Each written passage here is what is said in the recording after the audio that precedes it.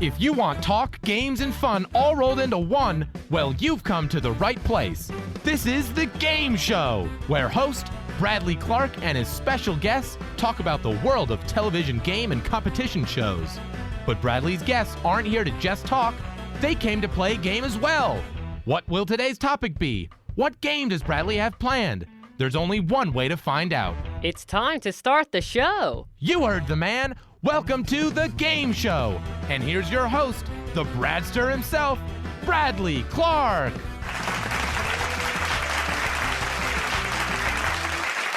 Thank you as always, Austin Angelo, and welcome to another episode of The Game Show. Now, in a previous episode, I talked with announcer Rich Fields about The Price is Right, which premiered on CBS at 10:30 a.m. on September 4th, 1972, and celebrated its 45th anniversary in 2017. Well, today's episode is all about the game show that premiered a half an hour before The Price is Right, or should I say The New Price is Right, on the exact same date, September 4th, 1972. From Television City in Hollywood, CBS presents America's most exciting new show, The Joker's Wild.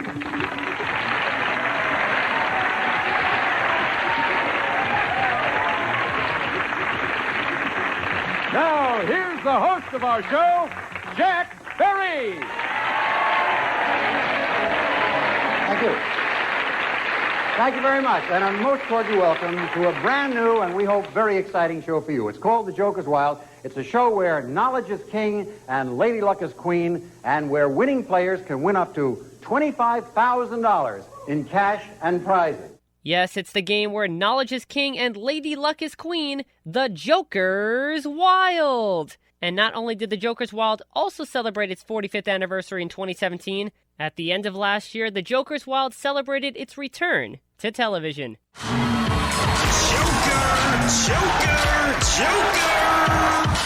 That's right, The Joker's Wild is back with rapper Snoop Dogg as host and the real co-host Jeannie Mai in the role of Lady Luck.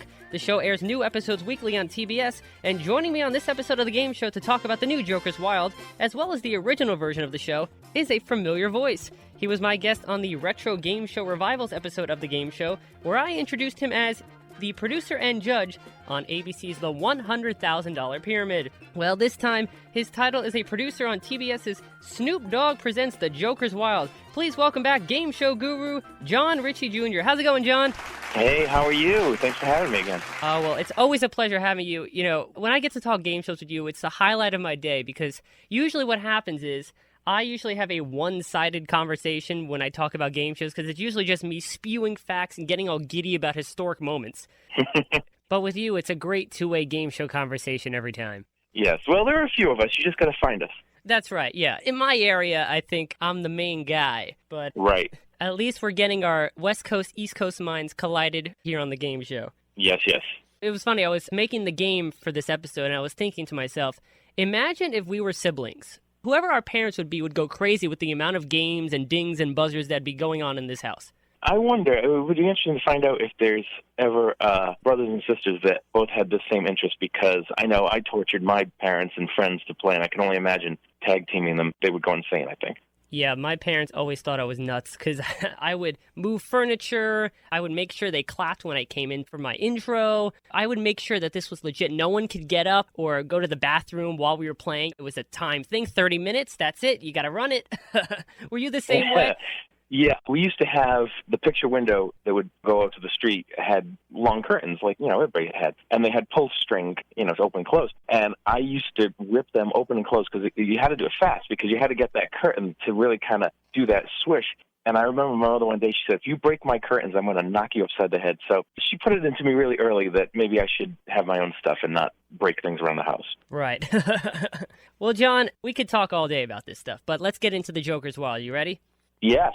So we're going to talk about the new version of The Joker's Wild, and then we're also going to talk about the original version, because 2017 marks the 45th anniversary of The Joker's Wild. Can you believe that?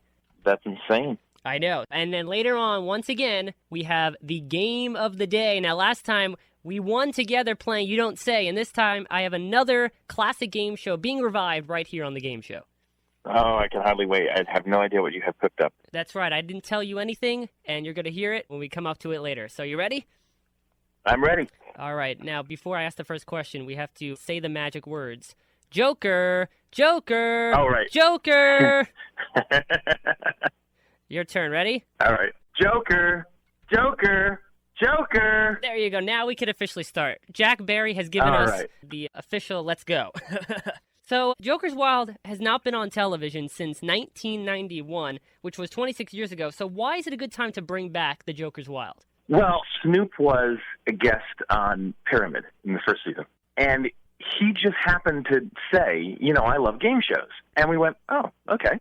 And he said, I love Pyramid, and I always wanted to be on it. And we're like, okay, great. Well, I'm glad. It's always fun to see a personality from a different side of the entertainment world that loves this kind of stuff. And he said, I would love to host a game show. And we all kind of went, oh, okay. So they said, well, we'll look for something. And something comes around that fits you, we'll do it. No. He said, I want to host Joker's Wild. That's the show I loved growing up. I used to watch it with my grandmother, and that's the only show I want to do. So this was his idea.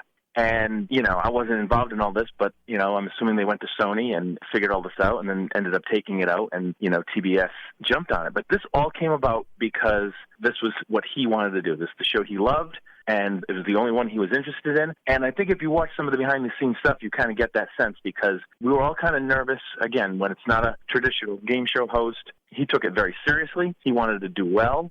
And if you watch him, watch his body language, he's leaning on the podium. When you get somebody that comfortable doing this job, he's not worried about what am I saying next, what's the next thing. He's comfortable and at ease, and this is the show that he wanted to do. So he put his all into it, and we all were very happy about that. That's funny that you mention that, because I've seen TBS release, it was called Getting Wild with Snoop Dogg. It was these behind-the-scenes videos leading up to the premiere of Joker's Wild. And Snoop Dogg, as you mentioned, he was so involved in every single element between the theme song, the questions, the added elements. Yeah. And it's great to see that a non-traditional game show host who you would never think that Snoop Dogg would host a game show. And he was just as involved as, say, a longtime game show producer would be.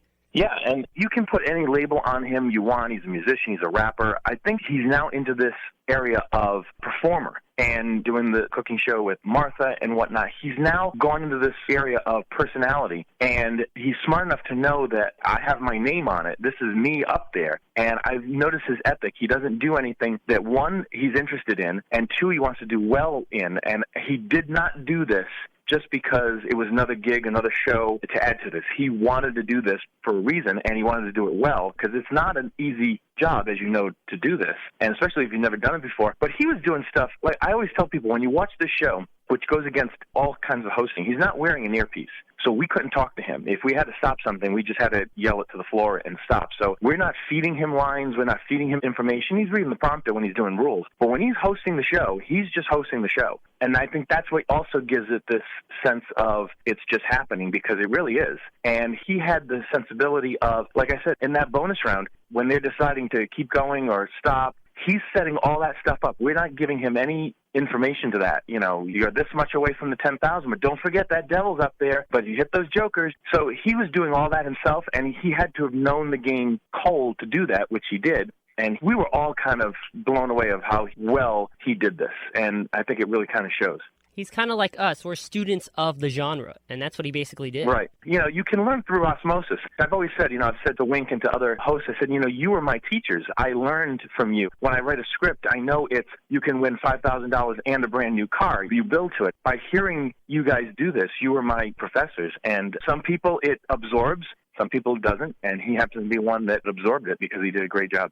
So with Snoop being the host, some of the language and the elements are a bit edgy for a game show. So are you relying on a younger audience to watch this show? I don't know if that's the take. Like when we were first doing stuff, when we were writing scripts, I wrote the script as a generic game show host would say it, because at least we needed to say, here's what we need to say. Now let's put it into Snoop's voice. And they had a couple of people that could do that. And then Snoop, did it himself. He would say, no, I wouldn't say that. I would say it this way. But the attitude was, if he just comes out and says, welcome to the show, we have a great show for you, you have a chance to walk away with, he said, I can get any host to do that. It needs to be Snoop saying this stuff, and it has to be in his voice. And calling the devil a low-down dirty bastard, yeah, I don't think you'd hear Tom Kennedy say that, but Snoop would. So it's one of those things where the game, in my opinion, is as pure Joker's Wild as you're going to get. And if you don't like him for any reason, then you're probably not going to like the show, but it has to be him, because if not, why is he there? So that's just the logic behind it. And whether that attracts a younger audience, I don't know. I heard other game show fans are liking it as well. It's just one of those things where it's either going to be hit or miss. I'm just trying to picture Tom Kennedy now saying low down dirty bastard. Yeah, no. I don't think so. The only connotation I could think of is saying it to the gauntlet in Woo. Or Right. as it's technically called. This is for $25,000. I would like to introduce you to 10 of the most conniving curmudgeons who ever stood between a student and his money, and here they are. I don't see him saying it on Name That Tune or Body Language. Right. So one of my favorite elements of the television game show is watching a single contestant win multiple games and the format of the returning champion. And nowadays, you don't really see much of the returning champion element in the game. So was Joker's Wild maybe one of the shows that figured, let's bring back the returning champion element, or you knew it was just going to be weekly and new contestants every week? From the beginning, we knew the format was going to need to get changed to be self-contained. As much as I love it, they want to be able to air them out of order. They want that flexibility of stacking certain shows and whatnot, or if you tape the first 5 shows and maybe your contestants were at the best, you're kind of stuck with them. So it's a double-edged sword. You know, I like it as well, but we always knew going into this that it had to be a self-contained episode. Right, yeah. I just hope one day the returning champion format is more prominent on game shows once again, don't you? Well, you never know. I mean, if we ever get back to having them more in syndication or more in daytime or different areas of cable and whatnot, it's possible. It's that one level of, oh, we've never done that in a long time. Let's try that. Maybe that'll be something different to do again. So it's just a matter of when it comes around. But as of right now, they kind of all like this ability to be self-contained episodes. You know, it's funny you mentioned the phrase, we haven't done this in a while. I feel like that's how this revival phase of game shows started, you know, with Pyramid, Match Game, and now Joker's Wild, is that, oh, these shows haven't been on for a while. Let's bring them back and see if the audience is still there. Yeah, well, it always takes one person. I always said that. It always takes one person to spark this stuff. And in ABC's case, it was Rob Mills, who was a fan of these games. And he really kind of gave us that, no, I want to do it the original way. No, I want to do it classic, retro. So it's hard when you have to try to convince that person that's buying the show to do certain things. It's even easier when it is that person that feels that way. So he kind of was leading the charge of don't change things just to change them. It works. Let's just do it. So that's where all this kind of came around. And then, like you said, I was doing the first season of Pyramid after we taped them. You know, we taped them in the beginning of the year. They didn't air until the summer. And they were really good, and I enjoyed it. And I said, you know, I would watch this. I just don't know if anybody else would. And it was really a test, and not because I work on it, but Pyramid is as classic as you're going to get. It's a different set. It's got different music. The gameplay is exactly the same. So if people didn't watch this, then I just didn't know where else to go with this genre, because short of bringing Dick and Bob Stewart back, this is as close as you're going to get. And it was very satisfying that the audience was there. That showed us that, oh, there is still an appetite for these type of shows that, you know, you don't have to be falling through the floor and you don't have to have millions of dollars. If it's just a good game, people will still watch it. So that was very encouraging to see. Now, John, you know I'm a very curious person, so Okay. when these new shows come on, I'm always curious about the minor gameplay elements. So I thought I would try to relieve some of these curiosities in a new segment I'm calling Clarke's Curiosities. Clarke's Curiosities. And since this is a special segment, why not have the Joker's Wild theme song from the 70s and 80s play in the background? Okay, sounds good. So my first curiosity is, why isn't a player given the opportunity to steal the money attached to a question their opponent answers incorrectly, like on the original version? Okay, the thought of that was, because it's a self-contained show, there's a limited number of spins that each contestant has. And because there is no 3 jokers automatically wins the game, which that's a big part of this, we were very afraid of runaway games wherein contestant A just doesn't do well, B does very well, and also steals A's questions. There is going to get a point where there's not enough money left in the show that you can come back. Because we don't have that auto win, that was their crutch. Because no matter what the score was, whether it was 500 to 0, at least you could say, well, spin 3 jokers and you still have a chance to win the game. We didn't have that. And if we ever got to a point by the, whatever it is, 5th spin, 6th spin, whatever it is mathematically, that there's no way to come back, we would kind of be screwed. So we felt the steal was too much of a risk to have runaway games.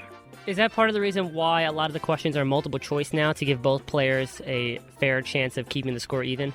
The reason we went to multiple choice was we're in such a world now where you don't have to know everything. All right, I don't know a lot about rap music, but that's in the world of pop culture. You know, years ago, everyone's kind of exposed to everything. There was a limited number of channels, whatever you watched, and now everything is so fragmented. If I don't want to know about country music, I don't need to hear about it. I can be in my own little world, and this is a good thing or a bad thing you ask certain people. So we would get contestants to come in and ask questions, and we had one question about peanuts, and there were some younger people that didn't even know what it was. And I'm talking the common strict, not the snack. They didn't know what peanuts was. They didn't know what was a common strict. They didn't know what Charlie Brown was. And we would sit and go, oh my God, how did you not get exposed to that? Or how do you not know that? So if we were going to be able to ask these kind of questions that we felt was broad pop culture questions that were open-ended, we would just have people staring at us. So at least if it's an area that you're not familiar with, you can take a guess and possibly be right. Because if not, an open-ended question, you could just be staring at us. Very, very true. And now, my next curiosity is, are contestants allowed to go off the board when jokers come up and there's a category up there that they don't like? Originally, yes. We toyed with that in the beginning, but we also had to step back, and honestly, when we would test playing some of the games, just the idea of the single, double, triple kind of confused some people. Again, hasn't been on the air for years, so we're still in the process of spoon-feeding a show to new people. And we just felt it was going to be too complicated, and we would have to have a list of categories off to the side so they could review what they were. And we just felt, again, for a home audience now, to spin 2 categories in a joke and then all of a sudden pick another category would just throw people's heads over. So we just eliminated it. We figured spin the wheels, what comes on the wheels, make your best choice, and go from there. So the off the board kind of went out the window, no pun intended. Is that the same reason why there's a triple joker question and not when you spin 3 jokers, you get to pick your category? Yeah, that just came about because it's worth more. Again, because it's not for the game, we felt that it would be a separate question. It would not necessarily have a category per se because it's worth more, and that was just a theory of making it its own thing. And my final curiosity is, does a natural triple still count as a win in the bonus round? No. Natural triple in terms of like 300, 300, 300 is not a win. However, if you do spin 3 jokers, it is an automatic win. But they've tried to streamline the rules a little bit in the editing. But a natural triple, what you would know is 3 money amounts is nothing except the money. These are the curiosities that I think about. When I watch a show, these are the things that I look for, especially when it's a show where it's a revival. I'm like, are they keeping it this way? Are they keeping it that way? So thank you for answering my curiosities. You're very welcome. And that was Clark's Curiosities. Clark's Curiosities. I want to switch gears now and talk about the history of the Joker's Wild, because I mentioned before, 2017 marks the 45th anniversary of the Joker's Wild. However, I do have a Bradster question for all of you listening. In 1969, there were 2 pilot episodes filmed for the Joker's Wild, both of which were not hosted by Jack Barry. So the Bradster question is, who hosted the 2 pilot episodes of the Joker's Wild? And I'll give you a clue. This host had a way with words. This host had a way with words. That's your clue. Those listening, I'll give you 10 seconds to think about it. Start the clock. John, do you know the answer? I do know. I was hoping maybe I'd stump you, but I'm like, this is something that he's going to know. I do know. Okay, time is up. It's time to reveal the answer to the Bradster question, which was, who was the host of the 2 Joker's Wild pilots back in 1969? It's not Jack Barry, and the clue I gave was this host has a way with words. So John, as my guest, I will give you the honor of revealing the answer to the Bradster question. What is it? The answer to the question is the original pilot host to the Joker's Wild was Mr. Betty White, Alan Ludden. Alan Ludden is right. Welcome to The Joker's Wild. Television's newest game show where the players really determine their own fate by spinning our category wheel. And now, here's the host of our show, Alan Ludden.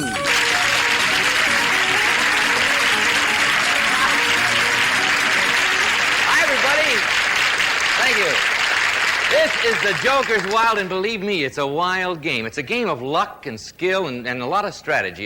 It's kind of man against the machine, and the winning player can win as much as $1,750. It's a great game, so let's begin. Do you know why Jack Barry was not considered at first to host the Joker's Wild? If I had to take a guess, I would just say, because if you remember, this goes way back. I don't know if you know this, but the element of the Joker's Wild slot machine appeared in another pilot. Do you know what that was? It was the honeymoon game with Jim McCrell. That's correct.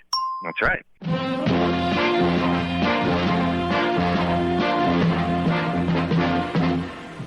These 6 engaged couples will be battling it out in contests of knowledge and skill, and the winning couple will receive cash, prizes, and a surprise honeymoon, all on the honeymoon game.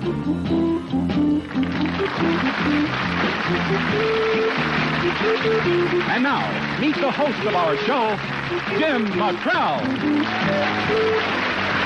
Thank you. Thank you. Thank you, and welcome to the honeymoon game.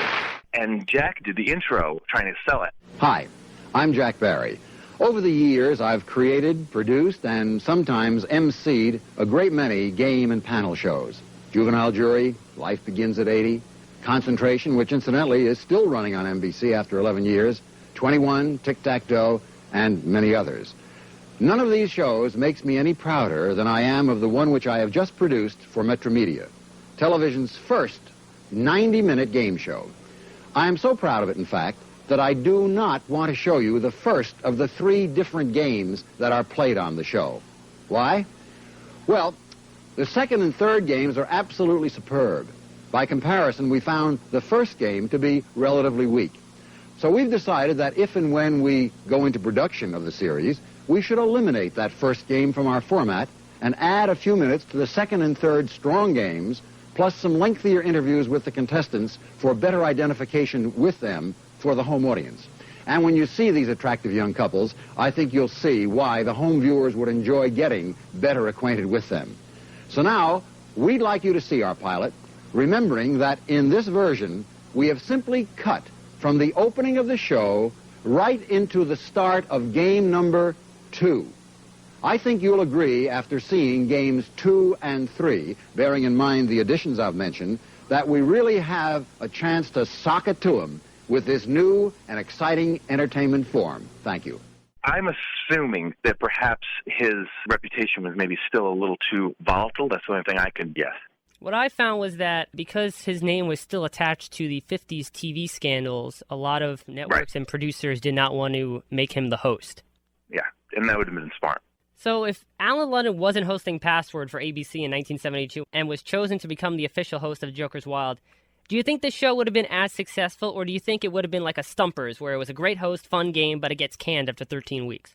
I don't know. Password was Alan's game. I love Alan Ludden, but it looks like if sometimes you gave him too much to do, he'd get a little confused. And again, Joker's Wild wasn't established yet, and you just see him hosting it, being really excited over everything. It wasn't the tone of that show, and they would have found it, of course. But I don't know if him doing that would have clicked. Jack was just his own personality, that dry humor that he had that looked like sometimes he was getting annoyed with you, just kind of fit for that show. And, you know, Jim Peck did a really good job when he would sub, too. He would have been a really good MC for that. But they felt that when the ratings were sliding a little bit towards the end, they needed somebody else to kind of sell that, and that's why Bill Cullen came into play. But as Bill Cullen is the king of game show hosts, that was just not his show. He was so slow. And I think during a run of Cullen, Jim Peck had to come in at one point to sub, and they ran out of questions one day because they would only write, you know, what they needed, and they knew Bill would stumble and cough his way through an episode, and so they only wrote what they needed, and Jim Peck was much more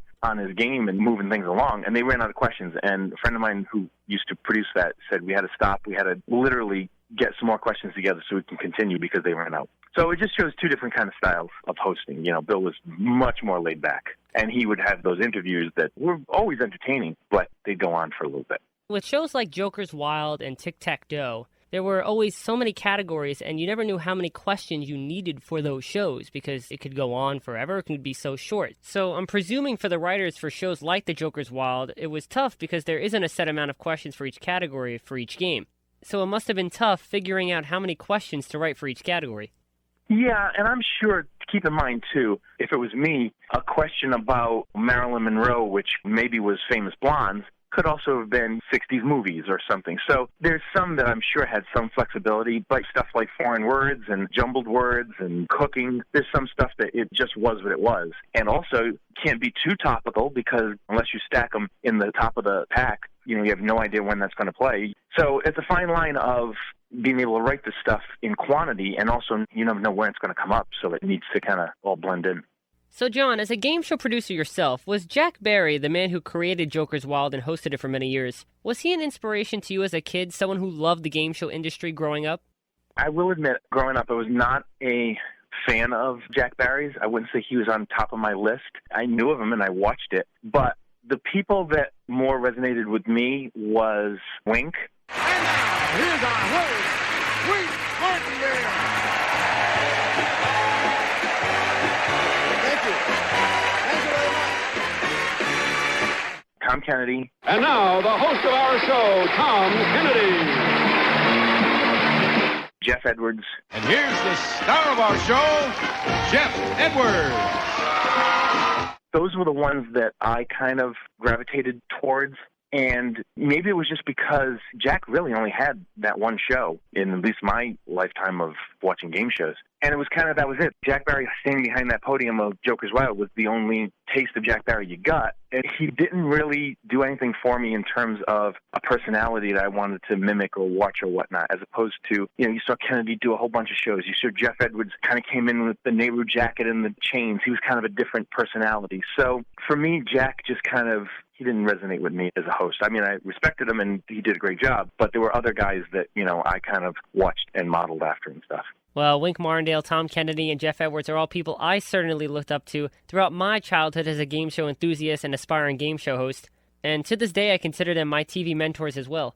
So Joker's Wild premiered September 4th, 1972, 10 a.m. It was the first game show that really was on CBS after quite some time. CBS really didn't have a lot of game shows in the late end of the 60s, and Joker's Wild really kicked off not only the game show boom on CBS, which then included at 10:30 Price is Right and 11 o'clock Gambit, but the 70s and 80s game show boom.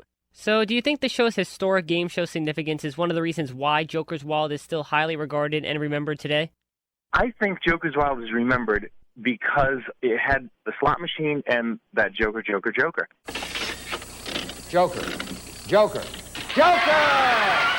This is an interesting area for me because my career started here 11 years ago, producing the pilot to Joker's Wild for Sony, in 2006. So everything came full circle. And when we were discussing it then, everyone said they remember two things. They remember the three Jokers and that big lever, pulling that big lever. So when we did our original pilot, we started the same way. We started with Joker, and we had to make sure that we had that big lever because that's what people remembered. So if you ask anybody else that goes, oh, I remember Joker's Wild, ask them how it was played, ask them anything else about it, and they probably wouldn't be able to tell you. Maybe they'll remember the devil because, again, that was kind of a thing. But there has to be something in the show that they can at least connect to. They may not know why they do, but, oh, yeah, I remember that with the Jokers, or I remember that with the big handle. I bet you they don't remember anything else. And I'm sure they probably won't remember the Joker's jackpot. Oh, they had so many things. But keep in mind, too, you're on daytime. You're doing a ton of episodes. You want to keep things fresh. You want to introduce stuff. I mean, they had their Lucky 100 contests. They had Joker jackpots. They had natural triple jackpots. Anything you could throw in to be something different that you can plug and promote. And back then you could get away with so much stuff because they just did it. Now you can lose people so quick with the rules and whatnot. But they used to do some really incredible promotions and gags and stunts because, again, they had to do so many of them. What are we going to do next week? What are we going to do next week? Got to do something different. So after the original 70s and 80s runs of the Joker's Wild, the show returned to television back in 1990 with Pat Finn as the host. And many game show fans will remember Pat Finn as the host of Shop Till You Drop. They're all here to play the wildest shopping game ever. Shop Till You Drop. And now, here's the host of Shop Till You Drop, Pat Finn! But the show only lasted 1 year until 1991, and I personally liked this version's Game of Definitions twist, but overall it was not that successful. So John, how difficult is it when bringing back a classic game show to add a new flair to the game but still keep the recognizability of the show? Well, keep in mind, in 1990, and I know this for a fact because I was trying to do my own thing, the phrase game show was taboo. I would contact people. Didn't even want to hear what it was. I have a game show. Not interested. I mean, it was dead. I mean, we've found some pilots and whatnot, but usually what we found was something totally different. So I think they were in that mentality of, well, nobody wants the game shows of 3 contestants behind the podium anymore. What are we going to do different? And when they did bring these back, at least these were 2 shows, Tic Tac and Joker. They had some credibility and whatnot. But I'm sure their theory was, well, we can't just do the same thing again because no one's going to want to see that. So we were in that world of, if we're going to bring back, and there's a lot of shows that were brought back in those times where they had to change everything because they thought, it'll be new, it'll be different. I didn't quite care for it, at least the second version, which brought back the categories in the Jokers. Welcome to the game where knowledge is king and Lady Luck is queen. It's the Joker's Wild. Now, here's your host, Pat Finn. Hey, gang, welcome. Hello there. Hi, everybody. Welcome to the Joker's Wild. If you're flipping around the channels at home, you might want to stay right here because something very special is going to happen on today's show. We've taken the best of the classic Joker's Wild and combined it with our current Joker game, and we've come up with something that's pretty special. I didn't mind the definitions. That was not my problem. But what I understood was they had pre-taped so many, because, again, when you're in syndication, you bang them out as much as you can. They had so many left to air in that original version that by the time they had already changed to a better format, I think the writing was already on the wall and stations were dropping it, so it didn't really have a shot with that. Maybe if they started with that, maybe that would have been, because I wouldn't have minded that version with the definitions, at least just spinning categories. Didn't quite care for the bonus round, but that's here and there. I didn't care for the bonus round either. Yeah, when you're spending $500 in the bonus round when you just won $2,000, to me seemed odd. But I think if they started with that one, they might have had a little bit better shot. But again, you just never know. That's what they thought that was going to tickle people's fancy, but sadly didn't do it. But I also think, too, it was a tough time. I don't know if anything would have succeeded in that time frame because it was really bad. So my final question to you is, what do you think Jack Barry would say about the new version of the Joker's Wild? Ooh. I don't know. I think he might have liked Snoop. I don't know. Wink enjoys it. He likes Snoop. And they're kind of in the same vein in terms of the shows they've come from and their mentality of game and whatnot. I hope Jack would have liked it. I hope if at least he didn't like Snoop and the way that was going, I hope he at least would have liked that we took care of his game, even though we adjusted a couple of things. We were really adamant in presenting it like, here are the 5 categories, the single, double, triple. The bonus round is untouched for the most part, except putting the Jokers back in. So I hope, if nothing else, he would be appreciative that we took care of his format and did it justice. I would hope so, too. It's interesting because times have definitely changed in the game show world. And Jack Barry, I feel, was one of those classic people who knew what he was doing. He tinkered with the Joker's Wild format, as we mentioned before, since it was originally supposed to be part of a 90-minute game show, the first 90-minute game show on television. Of course, you can talk about, what would Merv Griffin think of Jeopardy and Wheel of Fortune today, or what would Mark Goodson and Bill Todman think of Price is Right today. It's one of those game show pondering questions we'll never know the answer to, but I'd love to know the answer to. Indeed. Well, John, we have come to the time where we play the game of the day. Game of the day. So last time we brought back and played the classic game show You Don't Say, and as a team, we successfully won. I will brag about that all day. Yep. With the help of Mom. That's right. She helped. That's right. With the help of Mom, picking great celebrity names. But this time, I'm bringing back another classic game show, but you're going to be all by yourself. You're playing all by yourself. Oh, boy. Okay. But just flat out telling you what game we're going to play is no fun, so I'm going to give you up to 3 clues as to what classic game show I'm bringing back right here on the game show for you to play. And after I read every clue, you'll have the opportunity to guess. But knowing that you know so much about game shows, you'll probably get it on the first clue, so my plans to stump you yet again will fail. But here we go anyway. Okay. The first clue is, this game show was taped at the Ed Sullivan Theater and lasted for only 62 episodes. Pass the buck. That is absolutely correct. See, I knew you would get it on the first clue. That's right. We are going to play the Bob Stewart Classic hosted by Bill Cullen. It's Pass the Buck. Pass the Buck. And for those of you listeners who have never heard of Pass the Buck, or those who vaguely remember the show, here is a snippet of just how exciting Pass the Buck can get. We're going to ask you on that bottom line to name as many men named John or Johnny as you can. We've hidden the names of 4 men named John or Johnny. Get all 4 in 15 seconds, and you win 5,000 fast bucks. Ready? Go. John Wayne, Johnny Carson, Johnny Appleseed, John Kennedy, John F. Kennedy, John Byron, John Adams, John Quincy Adams, John Wayne. John. That was a good job. You got John Kennedy, Johnny Carson, and Johnny Appleseed. Now, don't you wonder what the other one is? Yes. The one that could have won you 5,000 bucks. What is it? Johnny Mathis, for heaven's sake. You don't know how many albums I have of his. You got Johnny Mathis albums? Yes. Oh, okay. You're still eligible because you got the necessary one. You go up to the next line, and now you can win 5,000 fast dollars by naming 3 yellow foods. 3 yellow foods. Go. A lemon, grapefruit, butter, margarine, an egg yolk, pudding, an apple, corn.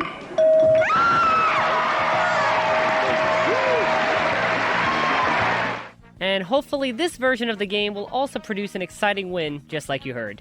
So here's how we're going to play this version of Pass the Buck. You'll be facing 2 rounds of gameplay.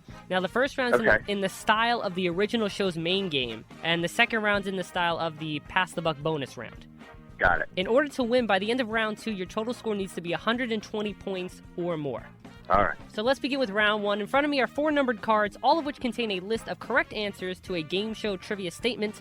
You'll pick and play 3 of these cards, and for each, you'll try to name as many correct answers from the list as possible. Game show trivia question. Okay. Each correct answer is worth 2 points, and we'll go on to another card once you get an incorrect answer or you actually complete the list.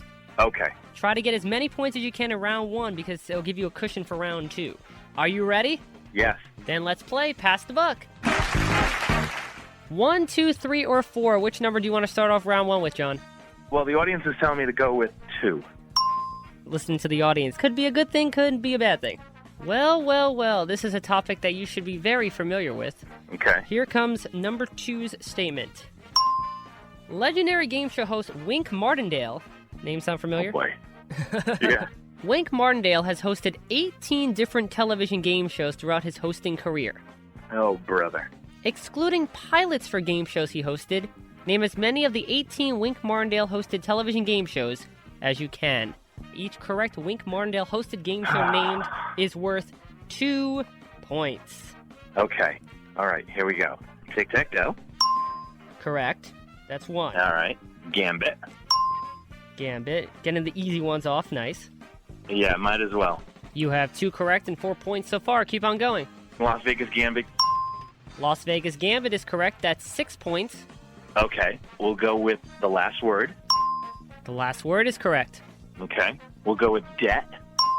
Debt, one of my favorites, is correct. Okay. Now let's go with this lineup. Trivial Pursuit. You're going to go through the list. Trivial Pursuit is correct. Jumble. Jumble is correct. Boggle. Boggle is correct. Shuffle. Shuffle is correct. Okay. All right. Let's do How's Your Mother-in-Law? The ever-popular How's Your Mother-in-Law, correct. Yep. Oh, what was that called? I think they changed it. What's that song? What's this song? What's this song? You got it. Okay. Oh, Headline Chasers. That's right, Headline Can't Chasers. forget that. The one he actually Can't created forget and that. produced. Yes. Great Getaway Game. Great Getaway Game is another one. You got it. Ba-ba-ba-ba-ba. You have 13 so far. High Rollers. High Rollers is correct for another 2 points. You never said High Rollers before. You got it. Oh, I never said High Rollers? Oh, Yeah. my God, High Rollers. Okay. And that's how many? 14? Yes, you have 14 correct and 4 more shows left to identify.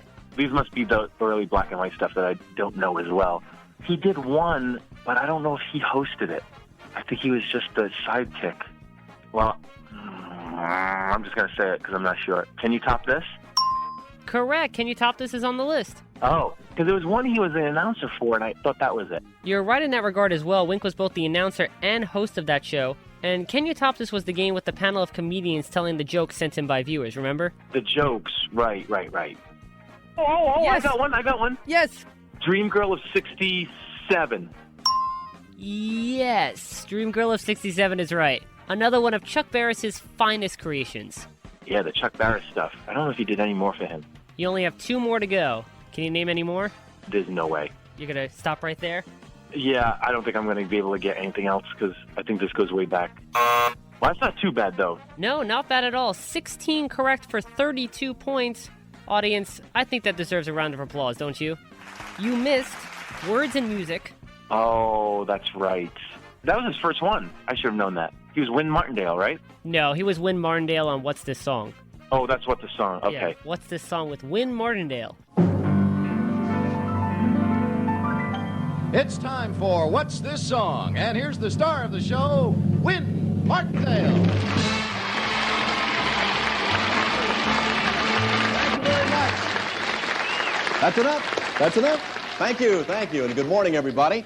Win Martindale, that's right. All right, what else? And his most recent one from the Game Show Network, Oh, Instant Recall. I wanted to forget that. Don't worry, I did too. I think we wanted to forget that. I think so too. Instant Recall, that's right. I'm Wink Martindale, and this is Instant Recall, the game show designed to test your patience and then test your memory. Now, how do we do that? Well, it's simple. We take that set, all these actors, a boatload of cash, a few trucks full of gear, and invade America at will. You think it can happen to you? Think again. I'm Wink Martindale. That's how I roll. All right, cool. Well, I think I've kept my job, so that's good. And since you just said that, I think we should mention for the audience that, John, you have the honor of working with Wink Martindale as his social media coordinator. Yes. All right, you have 32 points. You have 2 more that you can play in this round, 1, 3, or 4. All right, let's stay even. Let's go 4. All righty, here comes statement number 4. In 2013, TV Guide released a list comprised of the 60 greatest game shows of all time. Name the top 10 game shows featured on the 60 greatest game shows of all time list. Oh, my God. Oh, my. All right. The top 10? The top 10 You're of evil. TV Guide's 60 greatest game shows of all time. Each correct answer is worth 2 points. Oh, my Lord. Well, 10. All right. Price is Right. Correct, and Price is Right was surprisingly number 5. Okay. Wow, 5. Wheel of Fortune. That was number 2, correct. Okay. Jeopardy. That was the number 1 game show according to TV Guide, Jeopardy. Okay. According to TV Guide, they would have said... All right, I'll say Pyramid. Unfortunately, that did not make the top 10. Was Match Game on the top 10? Match Game was. Yeah, it was between the two. I couldn't remember. All right, give us the list. All right, so according to TV Guide, here are the top 10 game shows of all time as of 2013. Jeopardy was number 1, Wheel of Fortune was number 2, Family Feud was number 3. Oh, sure, of course, idiot. Match Game was 4, Price is Right was 5, Who Wants to Be a Millionaire made number 6. That makes sense. Hollywood Squares was 7. Wow. Password was 8. Mm-hmm. What's My Line made number 9. And number 10, believe it or not, was the Newlywed Game. Really? I was surprised that made the top 10, too. That's interesting. I should have gotten, if anything else, I should have gotten Family Feud. I would have never gotten that. Those are all great shows. However, not all of them made my personal top 10 game shows of all time list. I thought there were at least a couple of snubs, one of them being Pyramid. I would have thought Concentration might have been up there, too. I mean, God, it was one of the longest running, but interesting. Okay. But you did get 3, so that's another 6 points. You have 38 points total, and you have 1 more left in this round. 1 or 3? Let's do 1. Number 1, what is your name, please? Yes. Here comes the number 1 game show statement. Since its premiere in 1975, the big wheel used during the Price is Right's Showcase Showdown has featured the same numbered order of 20 amounts. Starting with... Do you know where this is going? I do. I have no idea, but go ahead. Starting with the space the arrow is pointing at when the Showcase Showdown begins, name the 20 spaces in order displayed on the big wheel. Are we going up or down? We are going the way that is spun. So, all right, $1. Dollar is correct. So that's where it's starting. It's starting at the dollar. Each correct is worth 2 points. Okay. So above the dollar is 5. And we're going to stop right there. It's 15. It's 15. Damn it. It goes $1, 15, 80, 35, 60, 20, 40, 75, 55, 95, 50, 85, 30, 65, 10, 45, 70, 25, 90, and 5. If we were in a court of law and I had to do that to get you out, you would have rotted. I'm sorry. I would never have been able to testify to that. Well, the good news is I've memorized the Showcase Showdown Wheel 'em Out orders, and I'll be able to free myself before rotting away. Well, I expect nothing less. See, you know what it is? With a show like Price is Right, when I watch contestants who don't know the rules of some of these games that have been on for 40 years, I always say to them, or rather I yell at them through the television screen, before you go to these shows, especially Price is Right, where anyone could be picked, you need to study up on the game. You need to know the rules of the games, even with the wheel, because the way you spin the wheel is a great factor into how much money you could actually win at the end of the show. Yeah, no, you're right. The only pass I will give people is Price is Right, because there are some people that literally are maybe dragged along with other people. I mean, it's not one you go to, but if you're going to a show and you're going to audition for it, you better damn well know what you're doing and how things work, or else you're not going to do well. That's very true. That's very true. Yeah. All right, good question. Well, we don't have to play it, but I'm just curious. Can you tell us what the last question was? Of course, I wouldn't let a question go to waste, and of course we're going to play it as well to see how you would have fared if you picked number 3. So you've earned 40 points in round 1, but just for fun, here's the final round 1 game show statement that was not selected. In 1980, Card Sharks held a 3-week tournament featuring 8 game show hosts playing against each other. I could have done this one. I should have picked 3. And they tried to win money for their favorite charity. Name the 8 hosts who competed during the game show host tournament on Card Sharks. Okay, Gene Rayburn. Correct. Wink Martindale. Correct. Alex Trebek. Correct. Alan Ludden. Correct. Bill Cullen. Correct. How many is that? That's 5. Oh, who else was in that? There's 3 more? There's 3 more, yeah. Who else played with that? No, Jim hosted. Who else would have been NBC stars? One of the names we mentioned before as one of our great mentors. Tom Kennedy. Tom Kennedy, correct. And who are the other 2? All right, this is good because I'm trying to picture them as they were all lined up. Jim Lang? Jim Lang is correct. Now, the last one is a tough one. Okay. I remember that intro where they all introduced themselves. Yeah, I watched that all the time. And I'm trying to think of who else was there. It was Wink and Alan and Alex and Jim and Tom and Gene. Who else played Card Sharks? Bill? Oh, this is going to kill me. What's my last name? Oh. What game show host is that? I don't know. Who's Cooper? It's Clark. Clark. Oh, I'm sorry, Clark. Don't worry, it happens all the time. Clark. Oh. Jack Clark? Yep, it was Jack Clark. Really? Huh. I don't remember that at all. Okay. Well, good question. Well, you would have gotten 6 because I kind of gave you Tom Kennedy. Yeah, the wheel one was an evil question, though. Yeah. I had to put one hard one in there because I know you know everything. No, thank you. Not quite. All right, so what do I have? I've got 40? Yes, you have 40 points, and now it's time for round 2 of Pass the Buck. And in order to reach your 120-point winning goal, you need to get at least 80 points in this round to win. And here's how we play round 2. You'll face up to 4 levels of game show trivia statements. However, for each statement this time, you won't be trying to name as many correct answers off of an entire list. Instead, you'll be trying to guess the limited number of correct answers I have chosen based on the statement. Each level increases in total point value from 20 to 50, but also decreases in the number of correct answers I've selected from 4 down to 1. So as we move up, each correct answer will be worth more. You have 15 seconds to try to name as many of the selected correct answers as you can. And remember, to win, you need a score of at least 120 points. You're going to put me on the clock, too. Okay. Well, the clock was part of the bonus run on the real show, so if I'm bringing back Pass the Buck, I'm bringing back the clock element as well. That's true. Okay. We're going to start with level 1. And this level has 4 correct answers, and each answer named is worth 5 points for a possible level total of 20 points. This level contains the names of 4 game show announcers. Name as many game show announcers as you can in 15 seconds. Each one is worth 5 points. 15 seconds on the clock.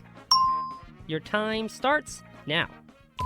Johnny Olson, Rod Roddy, Jack Clark, Charlie O'Donnell, Johnny Gilbert, keep trying out this. George Time is up. Gray. Time is up. And sadly, you got none. Really? The ones I had on the list were Randy West, Kenny Williams, Gene Wood, and Rich Fields. Oh. Well, because you have such a great game show knowledge, I wanted to challenge you a bit and put a couple of tricky names in there. A couple? Well, were they all tricky? I thought Gene Wood was a A shoo-in. little bit. Well, maybe Gene Wood, but Rich and Kenny Williams. Wow. Okay. Well, I don't advance, right? No, you do advance. You don't have to get at least one correct answer on a level to advance to the next one, like on the real playing of the Pass the Buck bonus round. Your goal is to just reach 120 points total. Wow. Okay. Oh, boy. But we're moving on to level 2. And this level has 3 correct answers, each worth 10 points for a level total of 30 points. All right. And you still have 80 points to go for a win, so let's try to get some points here, all right? Yes. Level 2 contains the names of $3 million game shows. Or in other words, 3 game shows where the regular top prize is $1 million. Okay. Name as many of these game shows as you can in 15 seconds. And let's put 15 seconds on the clock. Your time starts now. Deal or No Deal, Who Wants to Be a Millionaire, $1 Million Chance of a Lifetime. What else is $1 million? Oh, good Lord. What else is $1 million? Time is up. Time is up. Actually, you got $1 Million Chance of a Lifetime. I thought that was going to be the tough answer, but you did get that one. You missed Minute to Win It. Okay. And $1 Million Password. Okay. But you got $1 Million Chance of a Lifetime, which a lot of people probably have never heard of. But it was basically the big $1 Million game show before the $1 Million game show craze. That is correct. It was an uneventful show with a big cash prize. That's right. And it was basically almost Wheel of Fortune. Right. With Jim Lang. Yes. These couples have all become instant millionaires on the richest game in television. Today, 2 more couples will compete for $1 billion in cash and prizes, including 2 fabulous new automobiles. All on the $1 billion chance of a lifetime. And now, here is the man with the millions, Jim Lang.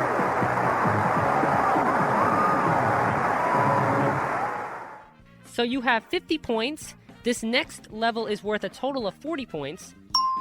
And there's 2 correct answers. You ready? Okay. Yeah. Level 3 contains the names of semi-regular match game panelists.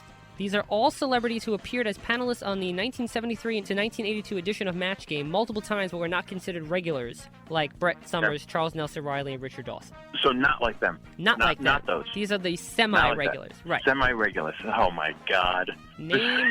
And you picked 2. I picked 2. Name as many of these semi-regular Match Game panelists as you can. 15 seconds on the clock. Go. Joyce Bulifant, Betty White, Elaine Joyce, Marsha Wallace, Bert Convey, Alan Ludden, Jack Klugman,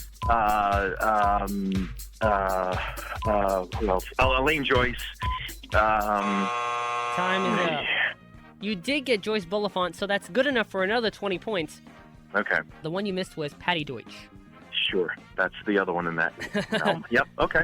The good news is you now have 70 points, which means this is like Game 7 of the World Series. Literally. It all comes down to this. This is worth 50 points. You need 50 points to win. If you get this, you will have won Pass the Buck. You give me an ulcer, you know that, Brad. This is what we live for. I know. All right. Level 4. Let me guess the one answer you picked in this. Here we go. What is it? Level 4 contains the name of one Goodson-Todman game show that was revived sometime after the original version was canceled. For example, Family Feud was revived in 1988 after the original version was canceled in 1985. Oh my God. Name as many revived Goodson-Todman game shows in 15 seconds, and you're looking for the one that I selected. Got it. For the final time, put 15 seconds on the clock. This is for the game. 50 points. Your time starts now. Card Sharks, Price is Right, What's My Line, I've Got a Secret, a Family Feud, Beat the Clock, oh, God. Tattletales. Yes! Yes, you got it at the last second. You got it. Tattletales? Yes! Oh, my goodness. Oh, you were going through every single show, and as the 0 came up, you said Tattletales. You got it. Oh, that's funny. I was like, please, That John, is say funny. it. Please say Tattletales. Oh, that is funny. Oh. That's great. See, that is why we love game shows. Those are the moments. Well, make a note of this show, as Barker would say. Make a note of this show for Emmy consideration. Okay, good.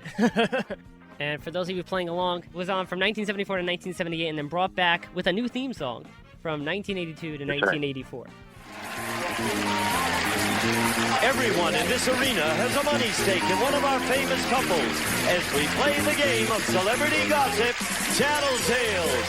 And here's the star of Tattletales, Bert Convy.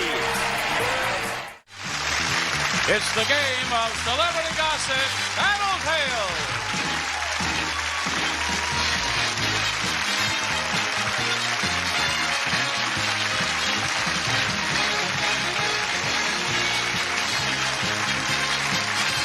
And now, here's the star of Tattletales, Bert Convy.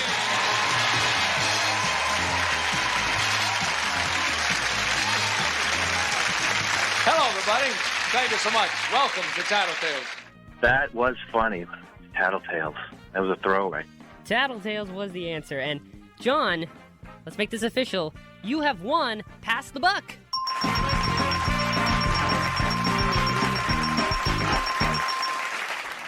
And that means you are 2 for 2 with my games. Congratulations. I know, and that right at the last second, too. You can't get any better than that. Right at the last Well done. second. Well done. Too funny. Well, that was fantastic. Thank you so much. I appreciate that. Well, you're very welcome. Thanks for playing Pass the Buck. Pass the Buck. Well, John, thank you so much once again for coming onto the game show and talking with me about The Joker's Wild, both the new version and the history of the show. Thank you for having me, and I hope everyone enjoys it and watches, and who knows, maybe we'll be doing a lot more, and you'll be seeing a lot more. So it's great times to be a game show fan. And as always, you have an open invitation to come back on the game show as my guest. Well, thank you very much. I appreciate it. Always have fun. Now, I have a proposition for you. Now, next time you come, I've tormented you with these games because they've been giving you panic attacks to the last second. Next time, why don't you bring back a classic game show? You create the game and test my knowledge. And I will I will challenge you. Yes, absolutely. That sounds like a plan. And by torment and torture, we really mean teaching each other new pieces of game show knowledge, right? Absolutely. One of the things that when I was a kid, I remember my mom saying, I would say something stupid like, oh, you know why pigeons bob their heads when they walk? Because to hold their balance. And she used to go, oh, did you learn that in school? And I go, no, tic-tac-toe. Hey, I learned so much stuff. Even the shows from the 70s and 80s, I'll learn stuff that I still remember today. Yeah, absolutely. So, again, we were just exposed to this kind of stuff and in an atmosphere that you didn't know you were learning, but you were. So That's it was right. great. And that's what the joy of watching game shows is really all about. You never know when a little piece of trivia you have could be the right answer, or you never know when a fact you learn on a game show can come in handy down the line. Right, exactly. Well, John, I look forward to the challenge I'll be facing next time you're on the game show with the classic game show you'll be creating for me to play. But before you go, one more time, how can people watch Snoop Dogg Presents The Joker's Wild? Joker's Wild, TBS. Check your local listings, as television people used to say. All right, John, I'll talk to you soon. Thank you. All right, bye-bye. Well, that's going to do it for this episode of The Game Show. My thanks once again to Snoop Dogg Presents The Joker's Wild producer John Ricci Jr. for coming back on the show and being my guest.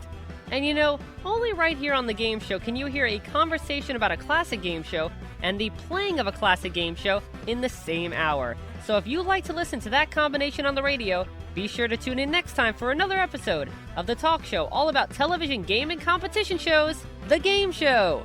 And if you'd like to re-listen to this episode or check out any of my previous episodes of The Game Show, log on to www.soundcloud.com/Bradley_Clarke.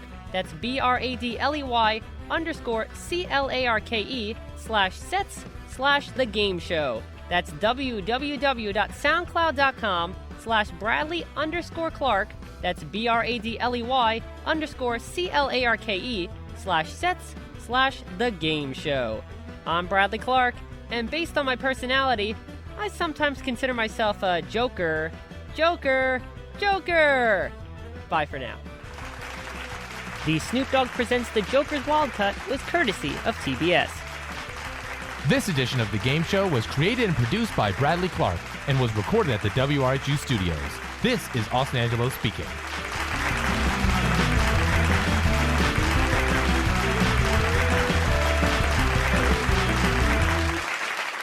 The Game Show is a Bradley Clarke production.